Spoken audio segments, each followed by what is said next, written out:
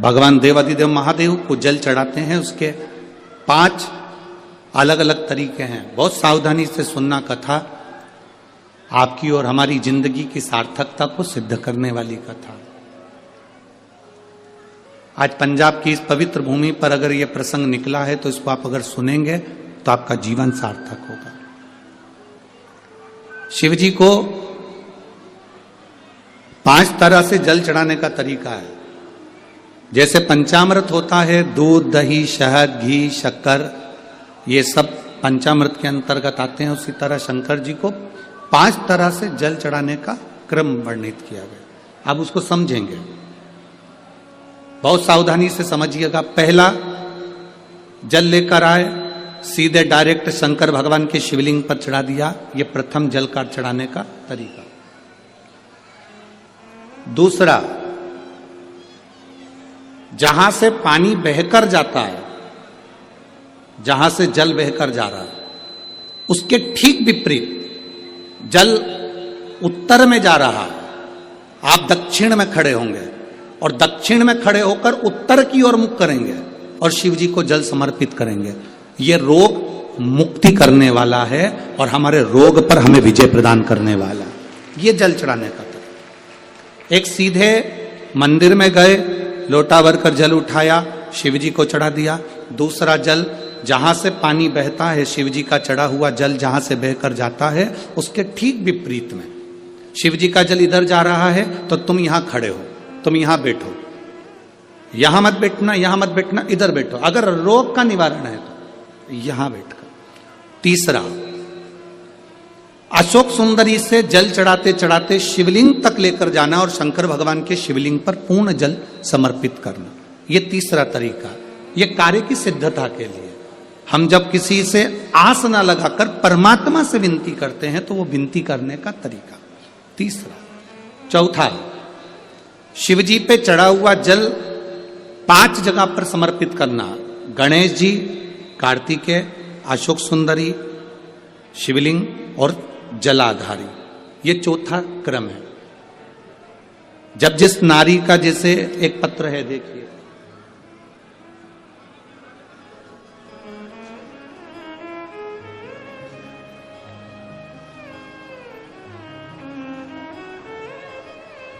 मेरा नाम मोनिका है, मेरे पति का नाम संजय सिंह है। मैं दिल्ली स्वरूप नगर की निवासी हूं। कहीं बैठी हो तो हाथ हिला सकती हैं।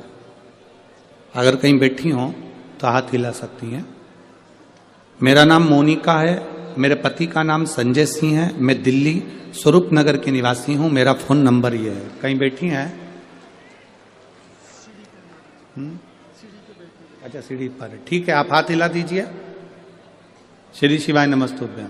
ठीक है, कैमरे वालों को दिख गया है ना? ठीक है। भोले बाबा की कृपा का मैं क्या वर्णन करूं गुरुदेव। आप जो जल चढ़ाने का तरीका वर्णित करते हो, अगर उसको नियम से धारण करने वाला व्यक्ति होता है तो बाबा सुनता जरूर है। गुरुदेव,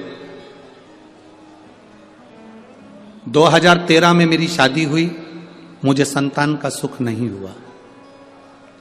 10 साल हो गए, औलाद नहीं हुई। दिल्ली का एक हॉस्पिटल जिसको हम दिखा सकते थे, अच्छे से अच्छा डॉक्टर जिससे हम जांच करा सकते थे, उसके अनुसार हमारे को संतान का सुख नहीं था।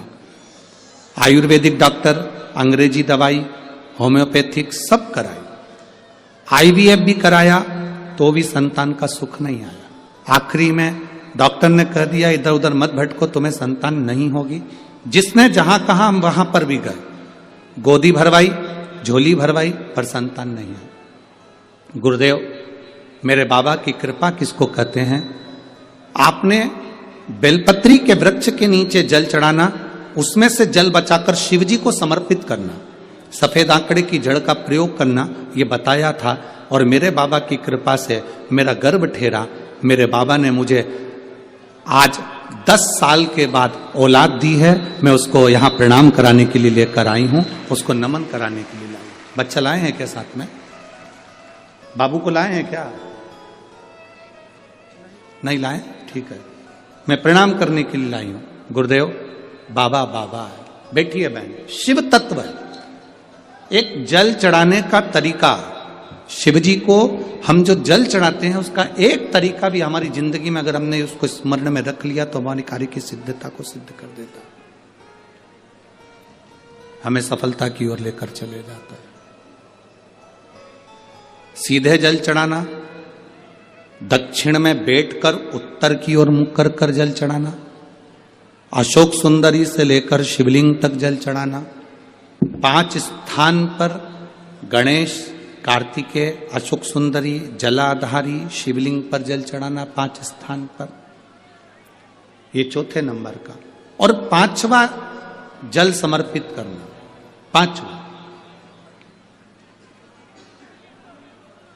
5वें नंबर का जल।